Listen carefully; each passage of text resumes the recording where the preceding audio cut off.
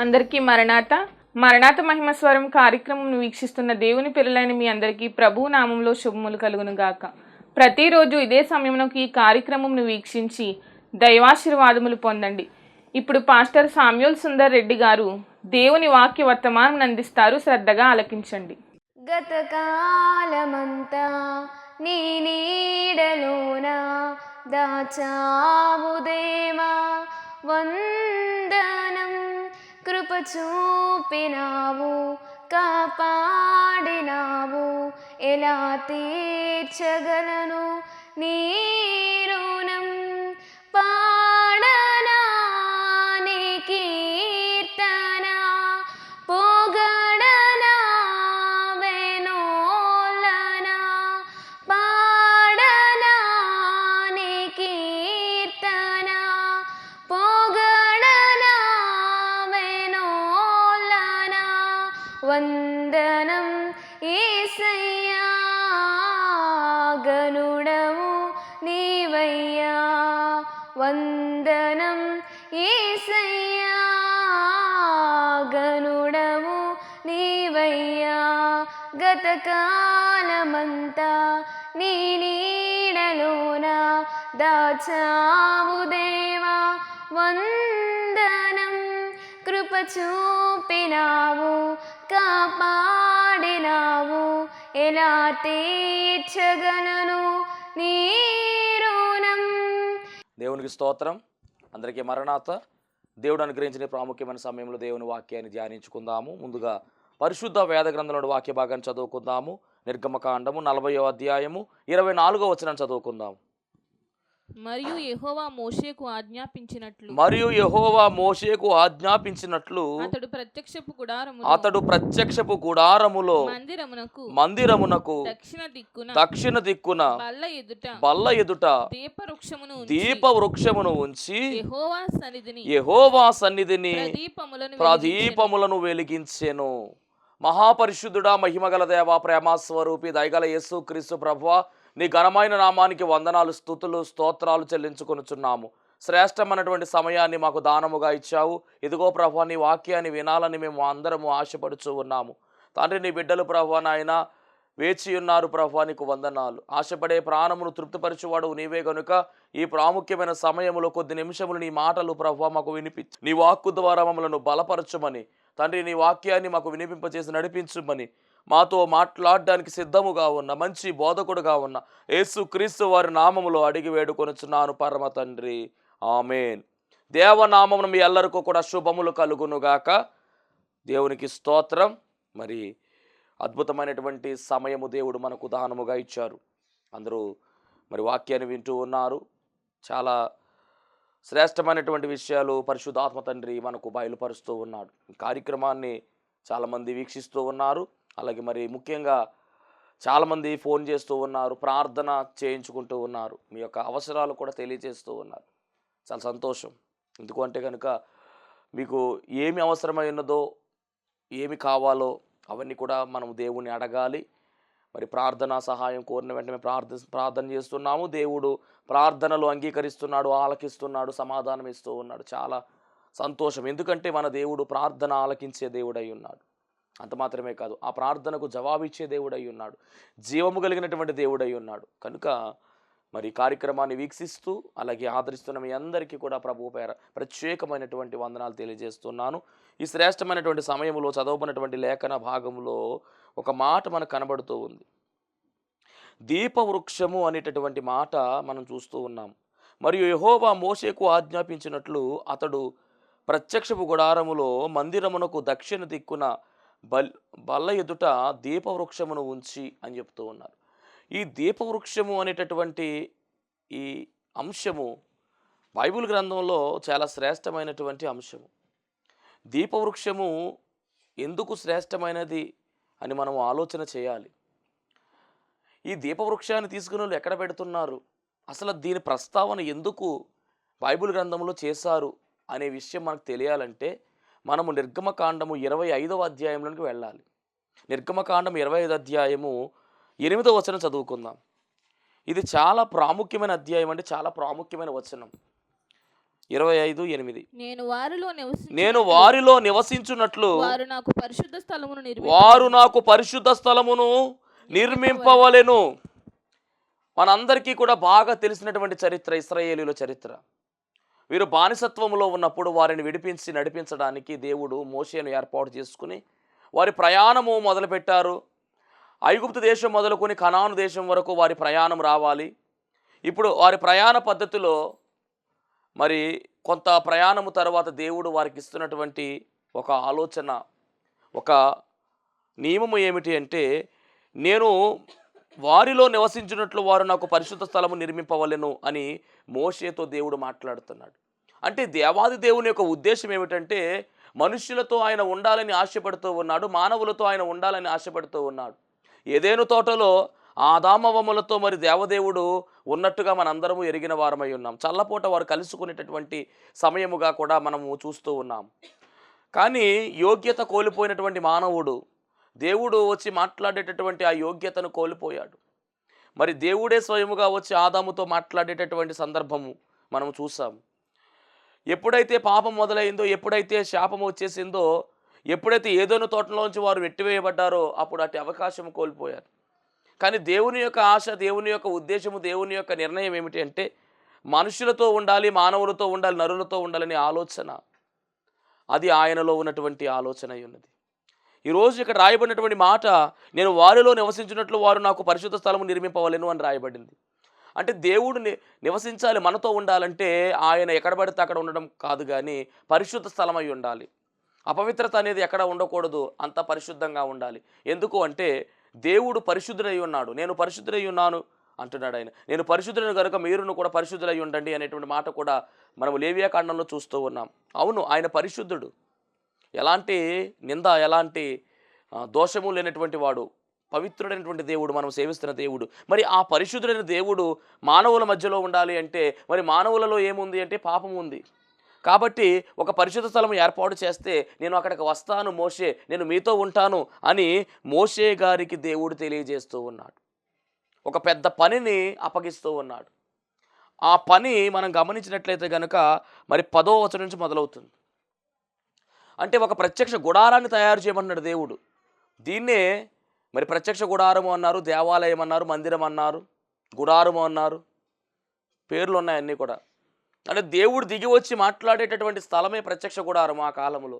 ఇప్పుడు దేవుడు దిగి వచ్చే స్థలము మందిరముగా కనబడుతూ ఉంది. ఒక మాటలో చెప్పాలంటే మనమే ఆయన మందిరంగా కూడా పిలువబడుతూ ఉన్నాం. అంటే ఎలా ఉండాలి మందిరము, ఎలా ఉండాలి అంటే పరిశుద్ధంగా ఉండాలి. ఎందుకంటే దేవుడు దిగి వచ్చేటువంటి స్థలం కాబట్టి. ఇప్పుడు ఈ మందిరం గురించి మనం గమనిస్తే కనుక దాని వివరణ అంతా నేను ఇవ్వట్లేదు, కానీ దీపవృక్షం గురించి మాట్లాడాలి. అంతకన్నా ముందు కొంత వివరణ అందిస్తాను. ఈ ప్రత్యక్ష గుడారము ఎలా నిర్మించాలి అని దేవుడు సెలవిస్తున్నాడంటే, ఈ ప్రత్యక్ష గుడారాన్ని 3 భాగాలుగా నిర్మించమని చెప్తూ ఉన్నాడు. ఈ 3 భాగాలలో మొదటగా మనం గమనిస్తే ఆవరణాన్ని పెట్టమన్నాడు దేవుడు. ఆవరణము తరువాత పరిశుద్ధ స్థలాన్ని ఏర్పాటు చేయమన్నాడు. ఆ తరువాత అతి పరిశుద్ధ స్థలాన్ని ఏర్పాటు చేయమన్నాడు. ఇలాగా 3 స్టెప్స్లో, అంటే 3 స్టేజెస్ కింద దాన్ని చేయమని, ప్రత్యక్ష గుడారాన్ని ఏర్పాటు చేయమని దేవుడు స్వయంగా తెలియజేశారు. ఈ 3 ఆటలు మనం గమనించినట్లయితే ఆవరణముతో ప్రారంభమవుతుంది. మరి ఆవరణములో స్టార్టింగ్ గేటు దగ్గర మనం గమనిస్తే కనుక ఆ యొక్క ద్వారము దగ్గర మరి గంగాళము కనబడుతుంది. గమనించాలి, బలిపీఠము కనబడుతుంది, గంగాళము కనబడుతుంది. ఈ 2 కూడా ఆవరణములో శ్రేష్టమైనటువంటి వస్తువులు. మొట్టమొదటిగా ఆవరణము దగ్గర డోర్ ఓపెన్ చేసిన వెంటనే ద్వారం దగ్గర బలిపీఠము కనబడుతుంది. ఈ బలిపీఠం గురించి కూడా మనము ధ్యానించాలి, చాలా శ్రేష్టమైనటువంటి అంశం. ఈ బలిపీఠం తరువాత వెంటనే కనబడేది గంగాళం. అయిపోయింది ఆవరణం. ఆ తర్వాత నెక్స్ట్ స్టెప్ మనం చూస్తే కనుక పరిశుద్ధ స్థలాన్ని దేవుడు ఏర్పాటు చేయమన్నాడు. ఈ పరిశుద్ధ స్థలంలో మనం గమనిస్తే పరిశుద్ధ స్థలము నిలబడి చూస్తూ ఉంటే ఎదురుగుండా ధూపవేది కనబడుతుంది. అలాగే దక్షిణ దిక్కునకి మనం చూస్తే కనుక దీపవృక్షం కనబడుతుంది. అలాగే దానికి ఎదురుగుండా సముఖ రొట్టెల వల్ల కనబడుతుంది. ఈ 3 వస్తువులు కలిపి ఎక్కడ ఉంటాయి అంటే పరిశుద్ధ స్థలములో ఉంటాయి. తర్వాత నెక్స్ట్ స్టెప్ ఏమిటంటే అతి పరిశుద్ధ స్థలం. ఇక్కడ ఏముంది అంటే కనుక మందసం ఉంది, మందసం మీద కరుణాపీఠం ఉంది, కరుణాపీఠం మీద కెరూబులు ఉన్నాయి. అంటే మందసము కరుణాపీఠము కలిగి ఉండేది ఎక్కడంటే మరి అతి పరిశుద్ధ స్థలములో. దేవుడు ఈ మందసము ఉన్నటువంటి ఆ యొక్క ప్రాంతము అనగా అతి పరిశుద్ధ స్థలములో మందసం మీద ఉన్నటువంటి కరుణాపీఠం మీద ఆయన కూర్చుని అక్కడికి దిగివచ్చి మాట్లాడేటటువంటి అనుభవము ఉంది అక్కడ. అంటే దేవుడు దిగి వచ్చి మాట్లాడేటటువంటి స్థలమే ప్రత్యక్ష గుడారము. దానిలో అతి పరిశుద్ధ స్థలములో మందసము మీద ఉన్న కరుణాపీఠం ఉన్నటువంటి ఆ భాగము దగ్గర ఆయన మరి దిగి వచ్చి మాట్లాడేటటువంటి చరిత్ర మనందరికీ తెలుసు. మరి దానిలో ఒక వస్తువు ఏమిటంటే మొత్తము మనం గమనించినట్లయితే ఆవరణములో 2 రకాల వస్తువులు చెప్తూ ఉన్నారు. బలిపీఠము ఒకటి, అలాగే గంగాళం ఒకటి. అలాగే పరిశుద్ధ స్థలములో 3 రకాల వస్తువులు చెప్పారు. అలాగే అతి పరిశుద్ధ స్థలములో 2 రకాల వస్తువులు చెప్పారు. మొత్తానికి 7 రకాల వస్తువులు, 7 రకాలు కలిగినటువంటి వస్తువులు ఈ యొక్క ప్రత్యక్ష గుడారంలో మనకు మెయిన్గా కనపడుతూ ఉన్నాయి. ఇవి మరి చాలా ప్రాముఖ్యమైనటువంటి వస్తువులు. ఈ వస్తువులన్నీ కూడా మనం గమనిస్తేనండి ప్రతి వస్తువులో కూడా యేసుక్రీస్తు ప్రభువు వారి యొక్క ఛాయ కనబడుతుంది. యేసుక్రీస్తు ప్రభువు వారికి ఛాయగా ఈ వస్తువులు ఉన్నాయి. యేసుక్రీస్తు ప్రభువు వారి యొక్క రూపము మనం చూడవచ్చు ప్రతి వస్తువులో కూడా. అనగా బలిపీఠాన్ని మనం చూసుకున్న, గంగాలాన్ని మనం చూసుకున్న, దీపవృక్షాన్ని మనం తీసుకున్న, లేదా ధూపవేదికను మనం తీసుకున్న, సరిహద్దు రొట్టెల వల్ల మనం తీసుకున్న, పైన ఉన్నటువంటి మందసాన్ని, కరుణాపీఠాన్ని, ఏ వస్తువు మనం టచ్ చేసినా కానీ అక్కడ మనకు కనపడేది ఏంటంటే కనుక యేసుక్రీస్తు ప్రభువు వారి యొక్క రూపం మనకు కనపడుతుంది. అంత ప్రాముఖ్యత ఉన్నది ఈ యొక్క ప్రత్యక్ష గుడారానికి. అలాంటి ప్రత్యక్ష గుడారాన్ని దేవుడు మరి నిర్మించమని మోషే గారికి తెలియచేయడం, మరి ఆ నిర్మాణానికి కావాల్సిన వస్తువులు కూడా మరి అందించడం. అంత మాత్రమే కాదు, ప్రజల ద్వారా ఇవన్నీ కూడా సమకూర్చారు. మరి దాన్ని ఎవరు తయారు చేయాలి, దాని యొక్క నమూనా అంతా కూడా దేవుడు మోషే గారికి కొండ మీద చూపించారు, సినాయి కొండ మీద చూపించేశారు. కానీ దాన్ని ఎవరు తయారు చేయాలి అంటే కనుక బెసలేలును ఏర్పాటు చేయమని దేవుడు చెప్పాడు. బెసలేలు అలాగే అహోలియాబు ఇరువురిని కూడా దేవుడు ఏర్పాటు చేయమన్నట్టుగా మనం చూస్తూ ఉన్నాం. వారి ద్వారా ప్రత్యక్ష గుడారము కట్టబడింది. వారి ద్వారా మరి వస్తువులన్నీ కూడా తయారు చేయబడ్డాయి. వారితో పాటు కొంతమంది పనివారు అందరూ కలిసి చక్కని రీతిలో ప్రత్యక్ష గుడారాన్ని మరి ఏర్పాటు చేసినట్టుగా మనం చూస్తూ ఉన్నాం. దేవునికి మహిమ కలుగును గాక. మరి ప్రత్యక్ష గుడారం కట్టబడిన తరువాత మరి అందులో ఎక్కడ ఏ వస్తువు పెట్టాలో చాలా స్పష్టంగా తెలియజేస్తూ ఉన్నారు. ఇప్పుడు మనం చదువుకున్నటువంటి వాక్య భాగము అనగా నిర్గమకాండము 40వ అధ్యాయము 24వ వచనంలో ఒక వస్తువు గురించి అక్కడ మాట్లాడుతూ చెప్తూ ఉన్నారు. నిర్గమకాండము 40:24. మరియు యెహోవా మోషేకు ఆజ్ఞాపించినట్లు అతడు ప్రత్యక్షపు గుడారములో మందిరమునకు దక్షిణ దిక్కున బల్ల ఎదుట దీపవృక్షమును ఉంచవలెను. దీపవృక్షమును ఎక్కడ పెట్టాలి అంటే కనుక దక్షిణ దిక్కున పెట్టాలి. దేనికి ఎదురుగుండా పెట్టాలి అంటే సన్నిధి రొట్టెల పల్లకు ఎదురుగుండా పెట్టాలి. అలా పెట్టి ఆ యొక్క స్పాట్లో దీపవృక్షాన్ని ఉంచాలని మరి ఇక్కడ దేవుని వాక్యం సెలవిస్తూ ఉంది. అంటే ఈరోజు మన అంశము దీపవృక్షం. ఈ దీపవృక్షము ఎందుకు ఈ ప్రత్యక్ష గుడారంలో పెట్టాలి, అసలు దీపవృక్షం వల్ల అక్కడ ఏమి జరుగుతూ ఉంది అని మనం గమనిస్తే దీపవృక్షము వెలుగునిచ్చేదిగా కనబడుతూ ఉంది. అంటే అక్కడ ఉన్నటువంటి చీకటంతా కూడా పారదోలాలి అంటే వెలుగు అవసరమై ఉన్నది. ఆ మందిరమంతా వెలుగుమయము కావాలంటే దీపవృక్షము చాలా ప్రాముఖ్యమైనది. మరి దీపవృక్షము యేసుక్రీస్తు ప్రభువు వారికి సాదృశ్యంగా ఉంది. ఈ దీపవృక్షము వెలుగుగా ఉంది. యేసుక్రీస్తు ప్రభువు వారు నిజమైన వెలుగుగా ఉన్నారు ఈ లోకానికి. అవును, ఆయన ఈ లోకంలోనికి వచ్చి ప్రతి ఒక్కరిని కూడా వెలిగించినట్టుగా మనకు కనబడుతూ ఉంది. ఆయన వెలుగుకు సాదృశ్యంగా కనబడుతూ ఉన్నాడు. వెలుగు చాలా ప్రాముఖ్యమైనది. ఈ వెలుగు చాలా మంచిది, వెలుగు మంచిది అనేటువంటి మాట కూడా మనము చూస్తూ ఉన్నాము. అంత మాత్రమే కాదు, నిజమైన వెలుగుగా ఆయన పిలువబడ్డాడు. ఆయన లోకానికి వెలుగై ఉన్నాడు. అలాగే మనల్ని కూడా వెలుగుగా ఆయన పిలుస్తూ ఉన్నాడు. మీరు లోకానికి వెలుగై ఉన్నారని కూడా చెప్తూ ఉన్నాడు. ఎందుకంటే ఆయన వెలుగుగా వచ్చాడు, మనలందరినీ కూడా వెలిగించాడు. ఇప్పుడు ఈ దీపవృక్షము ఆ యొక్క ప్రత్యక్ష గుడారములో చీకటిని ఏ విధంగా పారదోలుతుందో అలాగే ఈ లోకములో ఉన్నటువంటి చీకటి అనే పాపాన్ని పారదోలడానికి వచ్చినటువంటి వెలుగే, నిజమైన వెలుగే యేసుక్రీస్తు ప్రభువారు. అవును, ఆయన వచ్చి ప్రతి ఒక్కరిని కూడా వెలిగిస్తున్నట్టుగా యోహాను సువార్తలో మనం చూస్తూ ఉన్నాము. అద్భుతమైనటువంటి వెలుగుగా ఆయన కనబడుతూ ఉన్నాడు. అంత మాత్రమే కాదు, ఆదికాండములో మనం గమనించినట్లయితే ఆదికాండము 1:3లో మరి దేవుని నోట నుంచి పలకబడినటువంటి వెలుగు అనేటువంటి మాట మనము చూస్తూ ఉన్నాము. దేవుడు వెలుగు కమ్మని పలుకగా వెలుగు కలిగెను, వెలుగు మంచిదైనట్టు దేవుడు చూచెను. ఆ వెలుగు ద్వారా సమస్తమును కూడా దేవుని ఏర్పాటు చేసినట్టుగా మనం చూస్తూ ఉన్నాము. ఆ వెలుగు ఎవరు అంటే యేసుక్రీస్తు ప్రభువారే. వెలుగు లేకుండా ఈ లోకములో ఏదీ జరగలేదు, అనగా ఆయన లేకుండా ఈ లోకములో ఏదీ కూడా కలగలేదు. కాబట్టి గమనించాలి, ఇక్కడ చెప్పబడినటువంటి దీపవృక్షము ఎవరిని చూపిస్తుందంటే యేసుక్రీస్తు ప్రభువారిని చూపిస్తూ ఉంది. ఒకసారి అసలు ఎలా చూపిస్తుందన్న విషయాలు కూడా మనం ఈ రోజున నేర్చుకోవాల్సిన వారమై ఉన్నాము. మొట్టమొదటిగా దీపవృక్షము 3 సాదృశ్యాలు కనబడుతూ ఉన్నాయి. మొదటిగా యేసు ప్రభువుకి ఇది సాదృశ్యంగా కనబడుతుంది. దీపవృక్షము యేసు ప్రభువుకి ఎందుకు సాదృశ్యం కనబడుతుంది అంటే దీని యొక్క పనితీరుని మనం చూసినట్లయితే కనుక ఎలా తయారు చేయమన్నారు దీన్ని అంటే నిర్గమకాండం 25 అధ్యాయం 31 వచనం మనం చూస్తే అక్కడ మనం చూడొచ్చు దేంతో తయారు చేయమన్నారు కనబడుతుంది. నిర్గమకాండం 25 అధ్యాయం 31 వచనం, మరియు నీవు మేలిమి బంగారుతో దీపవృక్షమును చేయవలెను. ఈ మేలిమి బంగారు అనగా ప్యూర్ గోల్డ్, అంటే చాలా శ్రేష్టమైనటువంటి బంగారముతో ఈ యొక్క దీపవృక్షాన్ని చేయాలి. అంటే యేసుక్రీస్తు ప్రభువారు ఎందుకు ఇందులో కనపడుతూ ఉన్నారు అని అనుకోవచ్చు మనం. ఎందుకు అంటే కనుక మరి ఇది చాలా స్వచ్ఛమైనటువంటి బంగారం, శ్రేష్టమైనటువంటి బంగారం, మేలిమి బంగారం. యేసుక్రీస్తు ప్రభువారు మరి మనం గమనిస్తే ఆయన ఈ బంగారం ఏ విధంగా పరిశుద్ధంగా కనబడుతుందో అలాగే యేసుక్రీస్తు ప్రభువారు పరిశుద్ధుడుగా మనకున్నారు. ఆయన పరిశుద్ధుడు అని చెప్పడానికే జ్ఞానులైనటువంటి వారిలో ఒక జ్ఞాని బంగారాన్ని కానుగ్గా తెచ్చాడు. అంటే ఈ లోహాలలో బంగారము చాలా శుద్ధమైనది. ఎందుకంటే దాన్ని తయారు చేసే విధానం కూడా చాలా గొప్ప విధానం. ఎందుకంటే దాన్ని మరి కొలువులో బాగా కాల్చి బయటకు తీస్తారు. ఎందుకంటే ప్యూర్ గోల్డ్ రావాలి కాబట్టి ఎక్కడా కూడా దాంట్లోని అశుద్ధత ఉండదు. పరిశుద్ధతకు సాదృశ్యంగా బంగారాన్ని వాడుతూ ఉంటారు, గుర్తుగా చెప్తూ ఉంటారు. అంటే యేసుక్రీస్తు ప్రభువారు ఇది చూపిస్తుందంటే 100% చూపిస్తూ ఉంది.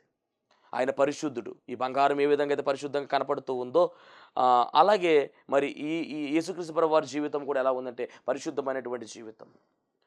ఎందుకు అంటే ఎక్కడ కూడా ఆయనలో ఏ యొక్క పాపము లేదు ఆయనలో. ఎందుకంటే నాలో పాపము ఉన్నదని మీలో ఎవరు స్థాపింపగలరని ఆయనే సవాల్ చేశాడు. అంత మాత్రమే కాదు, మానవుడు పుట్టుకలతోనే పాపి అనగా జన్మ పాపం వస్తూ ఉంది. కానీ యేసుక్రీస్తు ప్రభువారిలో జన్మ పాపము లేదు. ఆయన పుట్టుక ఎలాంటిదంటే పరిశుద్ధాత్మ దేవుడు కార్యం జరిగించాడు. సర్వోన్నతుని శక్తితో ఆమె పుట్టడం జరిగింది. ఆ యొక్క కార్యము జరిగింది అనగా సర్వోన్నతుని శక్తితో మరియమ్మ గారు నింపబడ్డారు.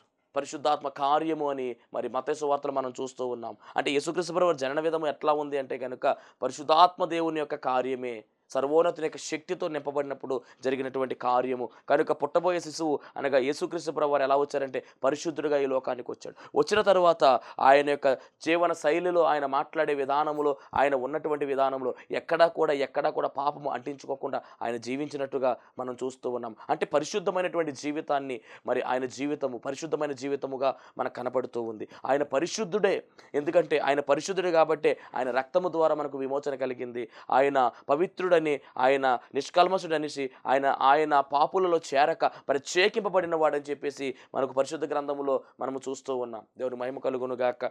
మరి ఇక్కడ బంగారం ఏ విధంగా పరిశుద్ధమైనదిగా కనబడుతుందో యేసుక్రీస్తు ప్రభువారు కూడా పరిశుద్ధుడిగా కనబడుతూ ఉన్నాడు.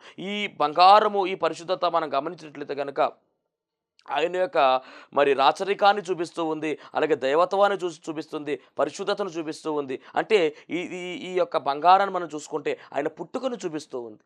ఎందుకు ఇంత అలా చెప్తున్నానంటే జ్ఞానులు మరి బంగారం తీసుకువెళ్ళారు చూసారా, ఆ సందర్భాన్ని దీన్ని మ్యాచ్ చేసుకుంటే ఆయన పుట్టినప్పుడు బంగారం తీసుకువెళ్ళారు అంటే ఆయన పరిశుద్ధులని గుర్తించారు. కాబట్టి ఈ మొదటి సందర్భంలో మనం గమనిస్తే కనుక ఏం కనబడుతుందంటే యేసుక్రీస్తు ప్రభువారు యొక్క పుట్టుకను కనబడుతూ ఉంది. దేవునికి స్తోత్రం. ఇక రెండవదిగా ఈ బంగారంతో ఏం చేయమని చెప్తున్నారు అక్కడ చదువుదాం. 31వ వచనం, దీపవృక్షమును బంగారముతో దీపవృక్షం చేయవలెను, నకిషి పనిగా ఈ దీపవృక్షమును చేయవలెను. నకిషి పని అంటే కొట్టాలి. దీన్ని చాలా నకిషి పనిగా చేయాలంటే దాన్ని అచ్చు తీయాలి దానిలోంచి. అంటే ఆ బంగారాన్ని ఏం చేయాలంటే కొట్టాలి. కొడితేనే కానీ అది నకిషి పని అవ్వదు, దాన్ని కొట్టాలి. అంటే ఈ బంగారం ఏమవుతుందంటే కొట్టబడుతూ ఉంది, కొట్టబడేటటువంటి అంతస్తులోనికి వెళ్ళింది ఈ బంగారం. ఇందాకనేమో యేసుక్రీస్తు ప్రభువారి గురించి మనం మాట్లాడుకుంటున్నాం, బంగారం పరిశుద్ధమైనది కనుక అని తీసుకున్నాం. ఈ పరిశుద్ధతలో ఏం కనబడుతుందంటే యేసుక్రీస్తు ప్రభువారి యొక్క పుట్టుక కనబడుతుంది. ఆయన పరిశుద్ధమైనటువంటి జీవన విధానములో ఆయన పుట్టినట్టుగా మనం చూస్తూ ఉన్నాం.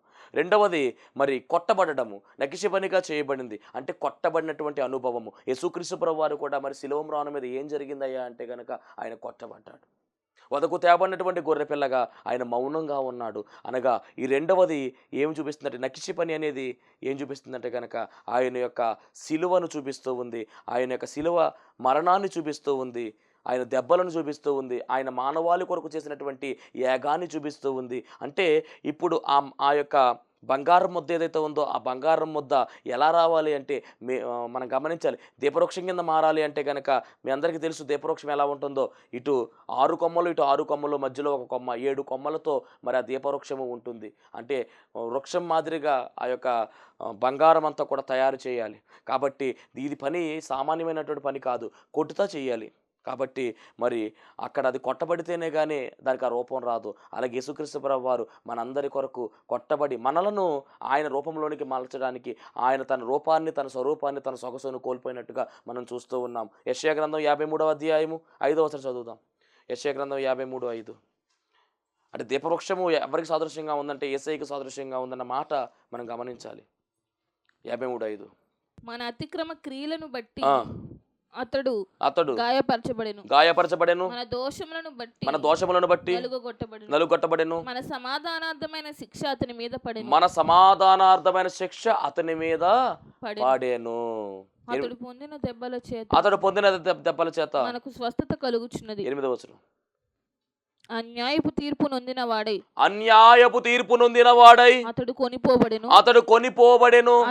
అతడు నా జనుల అతిక్రమమును బట్టి మొత్తబడెను కదా. ఇది ఈ మాట ఇంపార్టెంట్. ఇక్కడ బంగారం కూడా ఏమవుతుందంటే మొత్తబడద్దు.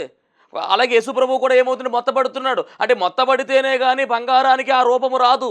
అనగా దీపవృక్షము రావాలి అంటే, ముద్ద దీపవృక్షంగా మారాలి అంటే చాలా కష్టమే, దాన్ని కొట్టాలి. అది కొట్టబడితే ఆ రూపంకి వచ్చింది. అలాగే యేసుక్రీస్తు ప్రభువు వారు కూడా ఈ శిలువ మ్రాను మీద ఎలా కొట్టబడ్డాడో మనందరము కూడా తెలుసు. ఏ విధంగా ఆయన హింసించారో, ఏ విధంగా ఆయన బాధ పెట్టారో, ఏ విధంగా ఆయన అవమానం కలిగించారో, ఎన్ని దెబ్బలు కొట్టారో, ముఖం మీద గుడ్డ వేసి ముఖం మీద గుద్దినటువంటి రోజులు ఉన్నాయి, తల మీద ముళ్ళ కిరీటం పెట్టి కొట్టినటువంటి వారు ఉన్నారు. అంత మాత్రమే కాదు, ముఖం మీద కాంటించి ఉమ్ము వేసిన వారు ఉన్నారు, చేతుల్లోనికి మేకులు దగ్గొట్టారు, కాళ్ళలోనికి మేకులు దగ్గొట్టారు, ఒంటి నిండా కూడా గాయములే. 39 కొరడా దెబ్బలతో ఆయన ఒళ్ళంతా కూడా గాయపరచబడింది. ఆ విధముగా ఆయన శరీరం అంతా కూడా రేపబడింది. అంత భయంకరమైనటువంటి పరిస్థితుల్లో యేసయ్య ఉన్నారు. అంటే ఈ బంగారముతో చేయబడుతున్నటువంటి ఈ దీపవృక్షము ఏ విధంగా అయితే దాని రూపం తెచ్చుకోవడానికి దాన్ని ఏ విధంగా కొట్టాలో, అలాగే రెండవదిగా యేసయ్య కూడా మనందరి కొరకు ఆయన నలుగొట్టబడ్డారు. అంటే ఇక్కడ మనం గమనిస్తే కనుక ఆయన యొక్క శిలువ యజ్ఞ యాగం ఇందులో కనపడుతుంది. అంటే ఆయన మరణము కనపడుతూ ఉంది. ఇక మూడవదిగా మనం గమనిస్తే ఈ దీపవృక్షములో బాదము వృక్షాన్ని వాడమని చెప్తూ ఉన్నారు. 25:33. ఒక కొమ్మలో మొగ్గ పువ్వు గల బాదము రూపమైన 3 కలశములు. అంటే బాదమును వాడమంటున్నాడు. బాదము చెట్టును వాడమంటున్నారు. అంటే బాదము చెట్టు ఎందుకు వాడమన్నారు? ఒకటి, ఆయన పుట్టుక బంగారం అంత శ్రేష్టమైనటువంటి పుట్టుక, పరిశుద్ధమైన పుట్టుక. రెండవది నగిషి పనిగా చేయబడ్డం, అంటే ఆయన శిలువ మరణాన్ని చూపిస్తుంది. మూడవది బాదము రూపం ఎందుకు వాడమన్నారంటే ఈ బాదము చొవ్వ అంటే చాలా గొప్పది. బాదం గురించి మనకు చరిత్ర ఏం చెప్తుందంటే, సంఖ్యాకాండం 17:8లోని చిగురించిన అహరోను కర్ర ఉంటుంది. ఆ చిగురించిన అహరోను కర్ర ఏంటి అంటే బాదము కర్ర. చూద్దాం ఒకసారి 17:8. మరునాడు మోషే సాక్ష్యపు గుడారంలోనికి వెళ్ళి చూడగా లేవి కుటుంబపుదైన అహరోను కర్ర చిగిర్చిండెను. అది చిగిర్చి పువ్వులు పూసి బాదము పండ్లు గలదాయను. అది నా పాయింట్ తీసుకోవాలి. బాదం పండ్లు గలదాయను. ఇక్కడ కూడా ఏం వాడుతున్నారంటే బాదము చెట్టును వాడుతూ ఉన్నారు, బాద వృక్షం వాడుతూ ఉన్నారు. అంటే ఇది ఏమి చూపిస్తుందంటే ఎండిపోయినటువంటి కర్ర చిగురించింది, పువ్వులు పూసింది, కాయలు కాసింది, అంటే ఫలింపులోనికి వచ్చేసింది. ఎండిపోయినటువంటి మోడు బారిపోయినటువంటి జీవితము, చచ్చినటువంటి జీవితము మరలా బ్రతికింది. అనగా ఇది పునరుద్ధానానికి గుర్తుగా కనబడుతూ ఉంది. అనగా ఈ దీపవృక్షము తయారు చేయడానికి ఉపయోగించిన బంగారము యేసుక్రీస్తు ప్రభువు వారు పుట్టుకను చూపిస్తూ ఉంటే దాని తయారీలో నకిషి పని చేస్తూ ఉన్నారు, కొడుతూ ఉన్నారు, బీటింగ్ చేస్తూ ఉన్నారు. అంటే అది దేన్ని చూపిస్తుందంటే ఆయన శిలువ మరణాన్ని చూపిస్తూ ఉంది. ఇక మూడవది, ఈ బాదము రూపము ఉన్నటువంటి ఈ మొగ్గలు ఏమి చూపిస్తున్నాయంటే మరలా చిగురించడం చూపిస్తూ ఉంది, అనగా పునరుద్ధానాన్ని చూపిస్తుంది. ఈ మూడు కలగలిపి దీపవృక్షంలో కనబడుతూ ఉన్నాయి కనుక ఈ దీపవృక్షం ఎవరిని చూపిస్తుందంటే యేసుక్రీస్తు ప్రభువు వారిని చూపిస్తుంది. దేవుని మహిమ కలుగును గాక. అంత మాత్రమే కాదండి, ఈ దీపవృక్షాన్ని మనం గమనిస్తే గమనిస్తే కనుక మరి ఇటు పక్కన 3 కొమ్మలు ఉన్నాయి, ఇటు పక్కన 3 కొమ్మలు ఉన్నాయి, మధ్యలో ఒక కాండం ఉంది. వీటికి ఉన్నటువంటి కలశాలు, మొగ్గలు, వీటిని మనం కౌంట్ చేయగలిగితేనండి మనకు టోటల్గా 66 నెంబర్ వస్తుంది. 66 అనగానే మీ అందరికీ తెలుసు, బైబిల్లో పుస్తకాలు ఏంటంటే 66 పుస్తకాలు. అంటే టోటల్గా ఈ దీపవృక్షం దేన్ని చూపిస్తుందంటే పరిశుద్ధ గ్రంథాన్ని చూపిస్తుంది, అంటే వాక్యాన్ని చూపిస్తుంది. వాక్యాన్ని కూడా ఈ దీపవృక్షం చూపిస్తుంది. అంటే యేసుక్రీస్తు ప్రభువాన్ని చూపిస్తుంది, అలాగే వాక్యాన్ని కూడా చూపిస్తుంది, అంటే వాక్యమైన యేసును కూడా చూపిస్తుంది. ఇక మూడవదిగా మనం గమనిస్తే కనుక ఈ దీపవృక్షము వెలుగుగా మనకు కనబడుతూ ఉంది. వెలుగు అంటే ఈ దీపవృక్షాన్ని మనం చూస్తే కనుక ఒకటి యేసుప్రభువుని చూపిస్తూ ఉంది, రెండవది వాక్యానికి సాదృశ్యంగా చూపిస్తూ ఉంది, మూడవది సంఘానికి ఇది సాదృశ్యంగా ఉంది. అంటే ఈ దీపవృక్షంలో ఉన్నటువంటి కొమ్మలు ఏ విధంగా అయితే మరి ఆ కాండంలోనికి ఉన్న కాండంలో ఏ కాండమై ఉన్నాయో అలాగే సంఘమంతా కూడా కలిసి ఉండాలి, యేసుక్రీస్తు ప్రభు వారిలో ఈ సంఘము ఇమిడిపోవాలి అనే విషయాన్ని కూడా మరి దేవుని వాక్యము సెలవిస్తూ ఉంది. అంటే కాండం ఒకటే కానీ కొమ్మలు ఎన్నున్నా కానీ అవన్నీ కూడా కాండములో మిళితమైనట్టుగా మరి మనుషులు ఎంతమంది ఉన్నప్పటికీ యేసుక్రీస్తు ప్రభు వారిలో మనమందరం కూడా ఎమడాలి అనే విషయాన్ని, సంఘములో మనమందరం కూడా ఐక్యత కలిగి ఉండాలనే విషయాన్ని మరి దేవుని సేవకునిగా తెలియజేస్తుంది. ఎందుకంటే సంఘము ఎవరిది అంటే యేసుక్రీస్తు ప్రభు వారిది. సంఘానికి శిరస్సు ఎవరంటే ఆయనే శిరస్సు అయి ఉన్నాడు. మనమందరము కూడా అవయములుగా ఉన్నాము, మనమందరం కూడా ఆయనలో ఎమడాలంటే మన అందరిలో కూడా ఏముండాలంటే ఐక్యత ఉండాలి. కాబట్టి ఈ సంఘానికి సాదృశ్యంగా కూడా ఈ దీపవృక్షం కనపడుతూ ఉంది. ఈరోజు మనం చెప్తున్న మాట ఏమిటంటే దీపవృక్షాన్ని పోలినటువంటి యేసుక్రీస్తు ప్రభు వారిలో మనం అందరము ఉన్నాము. కాబట్టి మనమందరం కూడా ఎలా ఉన్నామంటే దీపవృక్షాలుగా ఉన్నాము. ఈ వెలుగు అనేక మందికి దారి చూపించే వెలుగుగా ఉండాలి. ఈ వెలుగుతో వెలిగించబడినటువంటి ఈ దీపము అనేక మందిని వెలిగించే దీపంగా మారిపోవాలి. అట్టి ధన్యత దేవదేవుడు మనందరికీ అనుగ్రహించును గాక. ఆమేన్. మహాపరిశుద్ధుడ మహిమగల దేవాని ఘనమైన నామానికి వందనాలు, స్తోత్రాలు, స్తుతులు చెల్లించుకుంటున్నాం. దీపవృక్షము ద్వారా ప్రభావ మీరు బయలుపరిచిన ప్రతి మాట కూడా మా జీవితంలో స్థిరపరచమని తండ్రి, ఇదిగో నిజమైన వెలుగుగా మీరు వచ్చారు. నిజమైన వెలుగును కలిగినటువంటి మేము కూడా తండ్రి మా యొక్క జీవితాల్లో ప్రభావ ఇదిగో అటు నిజమైన వెలుగును తండ్రి చాటిస్తూ ముందుకు సాగడానికి, అనేక మందిని వెలిగిస్తూ నడిపించడానికి సహాయం దయచేయమని, నీ బిడ్డలను మరింతగా ఆశీర్వదించమని యేసు నామములో అడుగుచున్నాను పరమ తండ్రి. ఆమేన్. అందరికీ మరణాత. దేవునికి స్తోత్రం. అందరికీ వందన మరణాత తెలియజేస్తున్నాను. మరణాత మహిమస్వరం అనే ఆధ్యాత్మిక కార్యక్రమాన్ని వీక్షిస్తున్న మీ అందరికీ కూడా మరొక పర్యాయము ప్రభు పేర వందన మరణాత తెలియజేస్తూ ఉన్నాను. మరి ఈ కార్యక్రమము ఎంతో ఆశీర్వాదంగా ఉందని, ఈ కార్యక్రమం ద్వారా ఎన్నో మేలు పొందుకున్నామని మరి మీరు అందరూ కూడా ఫోన్ కాల్ చేస్తూ ఉన్నారు. చాలా సంతోషము. ఎన్నో అద్భుత ఆశ్చర్యకార్యాలు దేవాదేవుడు ఈ కార్యక్రమం ద్వారా జరిగిస్తూ ఉన్నారు. దేవుని నామమునికి మహిమ కలుగునుగాక. మరి మీరు చూస్తున్నటువంటి ఈ యొక్క షెడ్ గురించి గతంలో మీకు చెప్పడం జరిగింది. యజమానుడు మరి దీన్ని బేరం పెట్టారని చెప్పేసి, దీన్ని తీసుకుంటే ఇక్కడ ఆరాధన జరుగుతుంది, లేకపోతే మనం బయటికి వెళ్ళాలనేటువంటి పరిస్థితిని మీకు చెప్పినందుకు చాలామంది మరి సహకరించారు. కొంతమంది మరి అమౌంట్ పంపించడం జరిగింది, అలాగే ప్రార్థన చేయడం జరిగింది. దేవుని మహాకృపను బట్టి పంపించినటువంటి కొంత అమౌంట్ మరి యజమానుడికి కట్టడం జరిగింది. ఇంకా చాలా అమౌంట్ మనము వారికి ఇవ్వాల్సి ఉంది. కనుక మరి ఈ కార్యక్రమాన్ని వీక్షిస్తున్నటువంటి మీకు ఎవరికైనా కనుక ప్రేరేపణ కలిగినట్లయితే కనుక మరి మీ వంతు సహకారాన్ని అందించండి. ఈ దేన సేవకునికి మీ యొక్క సహకారం అందించి ఈ సేవను మరి ముందుకు వెళ్ళేలాగా సహకరించవలసిందిగా ప్రభు పేరు తెలియజేస్తూ ఉన్నాను. మీకు ఎవరికైనా కనుక మరి ప్రేరేపణ కలిగినట్లయితే కనుక స్క్రీన్ మీద కనపడుతున్నటువంటి ఆ నెంబర్కి ఫోన్పే చేయండి, లేదా ఫోన్ చేసినట్లయితే కనుక నేనే స్వయంగా మాట్లాడతాను. మీ సహకారాన్ని అందించండి. ప్రభు పనిలో మీరు కూడా పాలి భాగస్తులు కావాల్సిందిగా ప్రభు పేరు తెలియజేస్తున్నాను. అందరికీ మరణాత.